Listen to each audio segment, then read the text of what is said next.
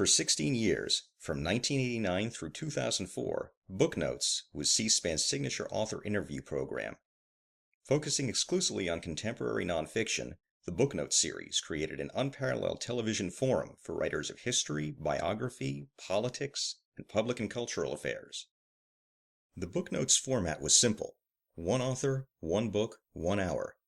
For a full hour every Sunday night, 52 weeks a year, nonfiction writers were asked to discuss their most recent work. Beyond the book's subject matter, authors were also queried about their research, their writing process, and their own lives and influences. The result is a body of televised interviews that serve as a lasting scholarly resource for authors, researchers, students, readers, and educators. George Mason University Libraries is now adding to this trove of information by re-interviewing selected authors about their experiences as part of the Booknotes series. Good morning. Today is Tuesday, July 8th, 2014, and we are interviewing author Douglas L. Wilson, who appeared on Booknotes on March 29th, 1998, to discuss his book, Honor's Voice, The Transformation of Abraham Lincoln. Good morning, Professor Wilson. I'd like to know, do you know how your book came to be on Booknotes? No, I don't know. I was at that time at Knox College in the early 90s, and he wanted to do a kind of reprise of the Lincoln-Douglas debates and get all of the towns and places involved. And he pulled this off, as he has a way of doing, and I was one of the people that he consulted. I was part of the faculty at Knox College in Galesburg, whose campus was one of the sites of the Lincoln-Douglas debates. So he knew who I was, and maybe he was just curious when my book came out. I don't know. Did you happen to know that he was a huge fan of Abraham Lincoln before you went to do the interview? I think I knew that he was a fan of the founders. He was interested in presidents, and whether I knew that he was particularly interested in Lincoln, obviously he had a strong interest in Lincoln. I knew that when I was working with him on the debates. Mm-hmm. Well, how did you prepare for your appearance on Booknotes?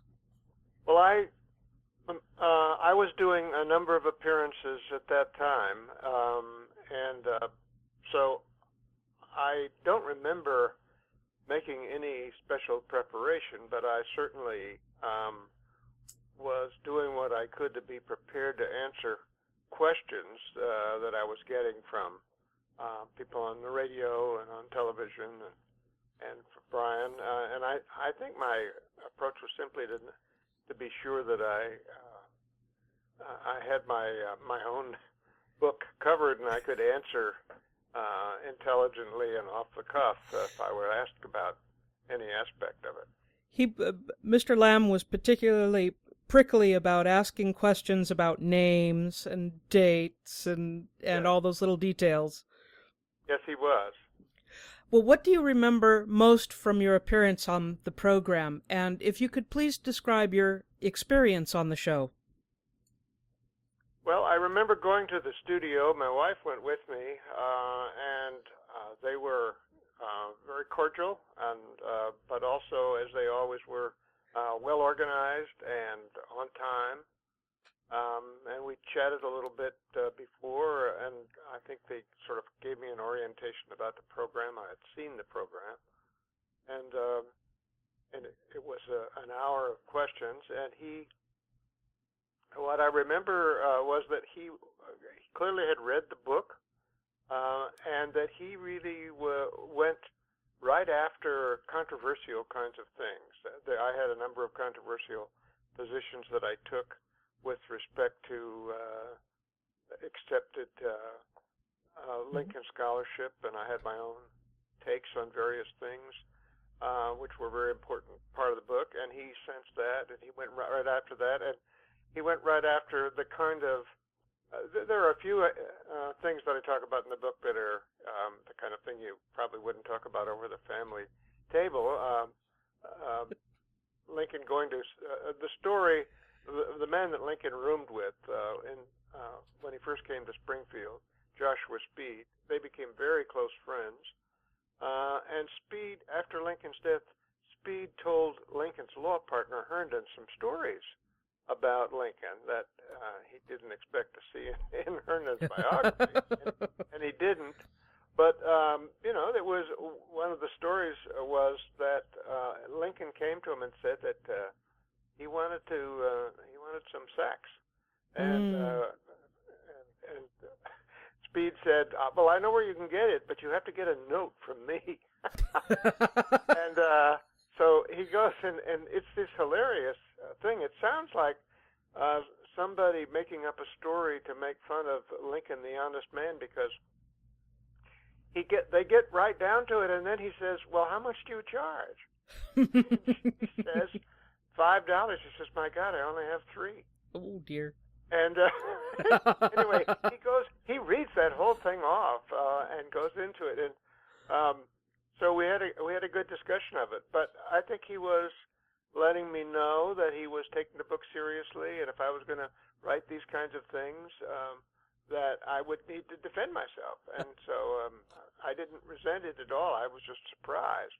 But he surprised me in a lot of ways, because he has he doesn't follow a straight path, or if there's a organizing principle in it, it's not easy to see, because you'll be talking about Lincoln, and they'll say, "Do you have any grandchildren?" And that kind of thing. So I hadn't noticed that about his program when he was questioning other people, but it certainly was noticeable to me.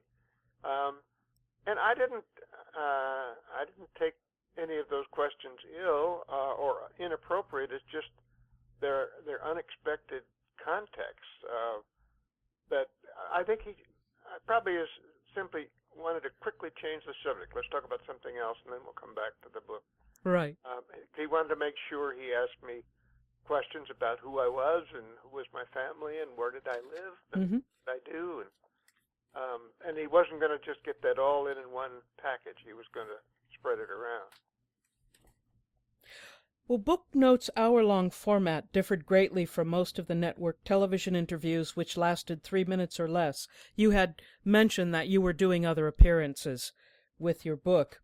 What do you think are the benefits and or drawbacks of this longer format for the author and for the viewer? Well, I can't speak for other authors, but for me, I thought it was a great thing to have the latitude that an hour-long program gives you, because when he asks you a question and you need 5 minutes to answer it properly, you've got the 5 minutes, and that just isn't available on most other formats. I think it's almost unique. There are, of course, authors, especially on the radio, who call and they have a kind of an open conversation with you. But somehow Brian framed that program in such a way that it wasn't just a kind of open conversation, let it go where it may. He was going to be the host, and he was going to ask you questions, and your job was to provide answers.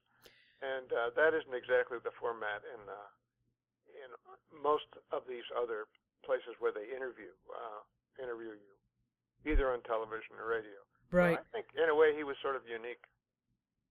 Well, your methodology in your book is so unique in that you take head-on so many different biographers of Lincoln and pick apart their approaches and what they say.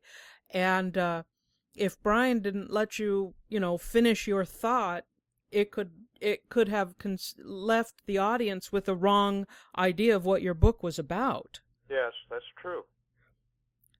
Yes, and he was very much aware of the controversial aspect of many of the things I took up. Well, judging by the extensive marginalia in his books, I actually have the copy, Brian's copy of the book here. It's all marked up. It's a mess. I'd love to see it. Well, we would love to have you if you're ever in in the Washington D.C. area. Please drop by George Mason University. I may just do that. We have all 804 books that Brian Lamb used in Booknotes. Well, that's the other thing that was amazing about this when you realize that he was doing this weekly, Mm-hmm. and that he was really well prepared on all of these books. And but I know that even by the time, I don't know how long he'd been doing it in '98, but I would see him occasionally afterwards at various things, and he usually complained about the onerous responsibility of doing this every week, week after week after week, and I can see why he would finally say, I just can't keep this up. Well, Even though he's a great reader, and it's a good way to read books and get prepared and so forth. certainly, but I mean the close reading that he had to do, that can be very wearing. Yes. Well, I would like to know, you've mentioned that this is very unusual to have your interviewers, read the book as thoroughly as Mr. Lamb did, but what do you think that kind of thoroughness, how does that affect the interview experience for the author? Oh, I think it's good for the author because it gives him a chance to defend himself, to expound, to clarify, and I think Brian was good at giving you the question, showing you sort of what the problem was, and then let you deal with it, and let you refine the question and talk about the implications of it and so forth. So most on the radio is the most extensive interviewing that your publisher gets for you, because there are lots of radio hosts who like to do this kind of thing. Mm-hmm. Most of them don't read the book. They don't make any bones about it. They ask you questions that doesn't depend on having read the book. One of our authors mentioned that the dead giveaway for someone who hasn't read the book is when they ask the author, "So tell me what the book is about." Yes. Actually, that can be, if it's properly framed, that can be a perfectly good question. But I'm sure that it is a cover question for many people. Yeah. Well, Mr. Lamb asked about an author's research and writing methods. Do you believe the reading public finds these details about the practice of writing interesting? And do you think other authors or publishers find them interesting as well? Gosh, I really don't know how to answer that. It's true that he asked a lot of questions of that sort of his authors. I was certainly, you can be sure that other researchers and writers are interested in those questions. Mm-hmm. And it may be a measure of the kind of serious audience he was shooting for, that he got into some of those things, and he wasn't trying to find the lowest common denominator, and wasn't trying, as so many of these so-called museums Mm-hmm. that they have today, historical. They pitch everything way down. If you get them away from the camera, they'll admit that their goal is to make it intelligible and interesting to somebody at the 5th grade level. Right. Brian Lamb did not do this. He did not try for the 5th grade level. No. He wasn't trying to build audience in that way. Correct. You're so right. Now, the next couple of questions about biographical, guests' biographical background, you've already covered. So I'm going to skip ahead to the question: did you watch Booknotes before or after your own interview, and if so, why? And did your experience on the show change your impression of it? I don't have a recollection of watching it regularly, either before or afterwards, but I did see it, I would say, frequently. And I really don't have a recollection of what you're asking. I certainly after being on the show, I had a very strong appreciation of the quality of the show, the way in which, the wonderful way in which authors are served by this kind of exposure, these kinds of questions, this kind of treatment. I think that probably got accentuated by being on the show and being one of the authors who was in that situation. But it certainly was a very interesting show for people interested in nonfiction, especially American history, which I think is what Ryan really favored. And I can testify that other scholars felt the same way. They watched assiduously, especially ones who did a lot of writing. Well, for Booknotes, Mr. Lamb intentionally worked on a minimalist studio setting so that the viewer's focus would be entirely on the author being interviewed. This is very different from network TV, for example. What do you think are the pluses and minuses of such an approach for the interviewee and for the viewer?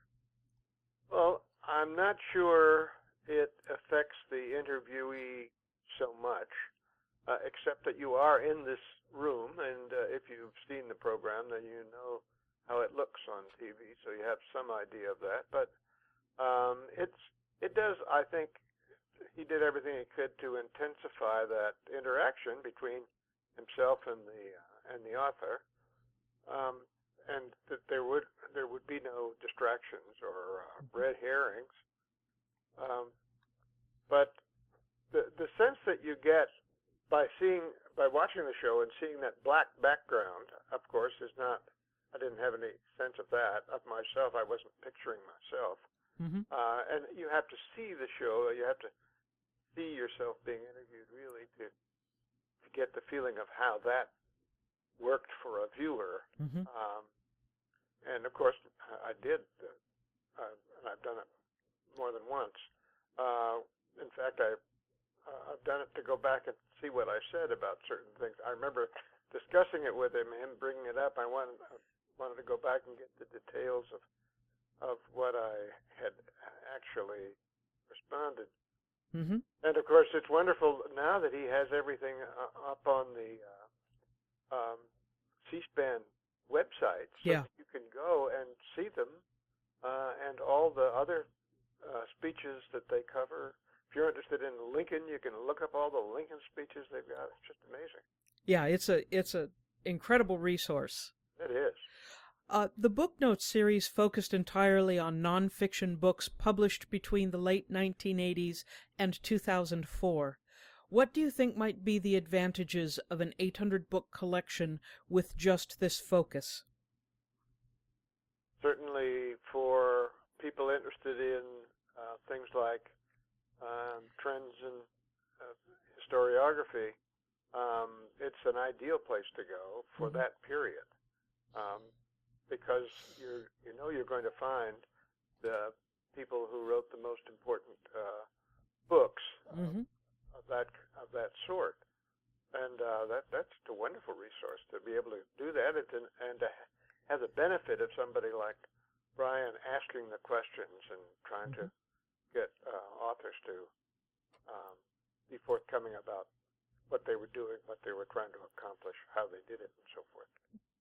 Well, Brian Lamb and C-SPAN had a rule that authors could only appear on the program one time.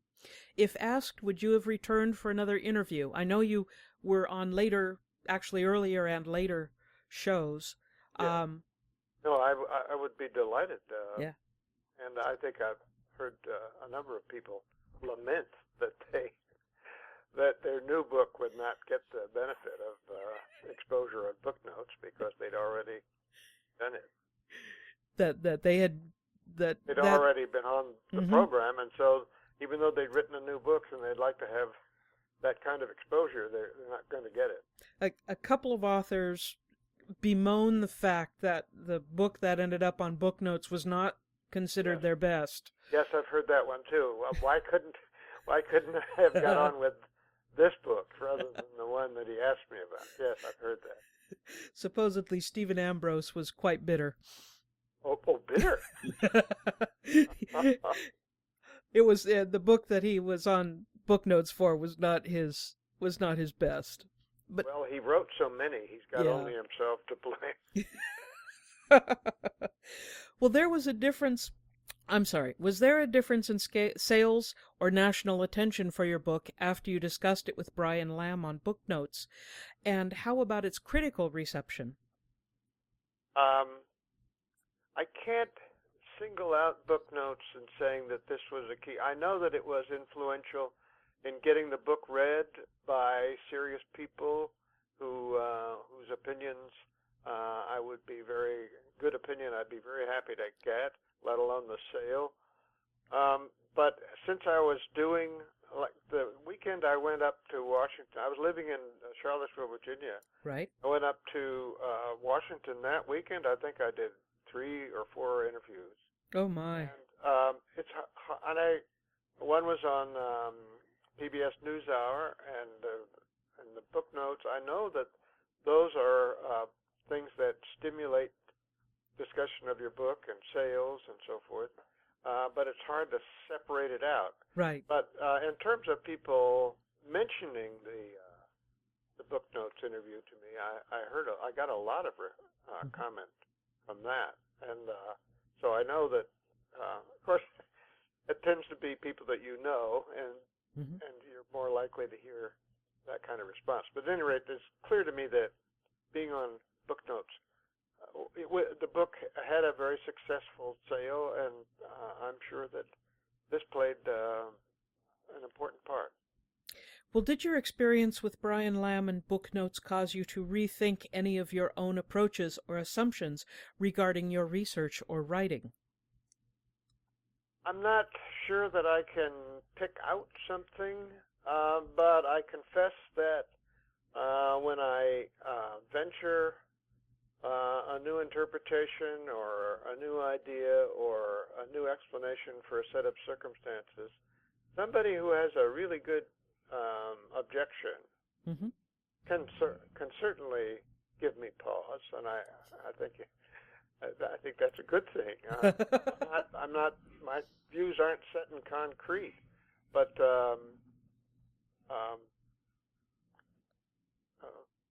I think he had the ability to ask the kind of questions that makes you it gives you the opportunity to bring out a good defense and a good a piece of salesmanship, if you will. And if you can't make the sale, he's done his best to help you, give you the opportunity. Well, I would like to know, since when you were on Booknotes in 1998, you were at Charlottesville working with the Monticello Foundation, is that correct? Yes, I helped them start the International Center for Jefferson Studies at Monticello, and it's 20 years old this year. Oh, congratulations! And you have since returned to Knox College. Yes, when I left Monticello, I retired. I promised them I would stay 4 years. Okay. The 4 years I was going to retire, and I did. All right. And what have you been working on after that time? And if you would like to mention any other works that you have done since then. Well, I had a partner when I started working on Lincoln Scholarship, and I persuaded him to help me edit in a scholarly way for the first time the enormous archive of material collected by Lincoln's law partner, William H. Herndon, right. It had only been published sporadically here and there. Nobody had made an attempt to consolidate the thing and do a scholarly edition that was reliable. There was a very poor edition of some of the materials. We spent most of the 90s working on that volume. It's called Herndon's Informants. It's essentially everything that still exists from Herndon's um, many-year crusade to interview and correspond with everybody he could find who knew Lincoln at various times of his life. Mm-hmm. And we published that about the same time that I published On His Voice, which is what the book we're talking about here. And so after that, we decided that we would edit Herndon's letters, but we had just gotten started on that. He wrote an enormous number of letters about Lincoln. Mm-hmm. And just as we gotten started on that, the Library of Congress came along and said, we're putting up images of all the Abraham Lincoln papers, and what we need is some annotated transcriptions of the most important part of the collection. And we need you to do it. And we said, well, we've already got these other things lined up. But as I've told people many times, they made us an offer we couldn't refuse. So we had to hire a staff and spend 3.5 years producing those transcriptions and annotations. That if you go to the Library of Congress website now and look at their Lincoln papers, you'll see that there are transcriptions, annotated transcriptions for about half of them, and those are performed by us. So that took a good deal of time.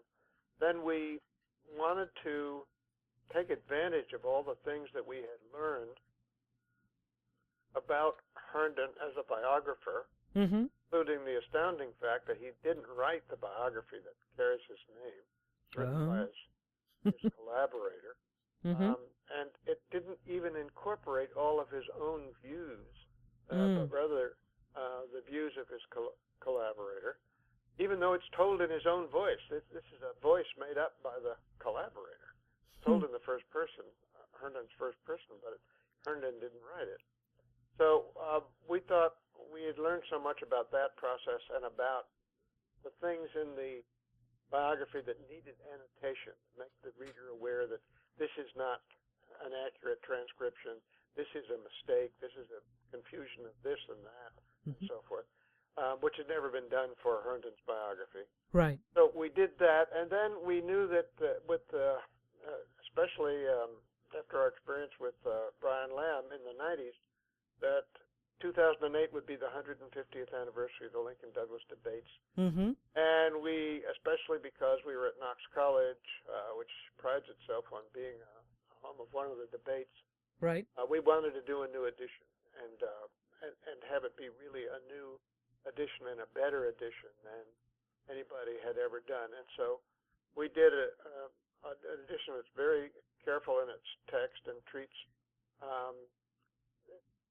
more than just the newspaper clippings that the previous editions used, right, but an integration of the competing newspapers that were covering it to try to find out what, if you look at both of those, what you can see. We found lots of stuff in the opposition newspaper that Lincoln's paper simply had left out, and we found vice versa.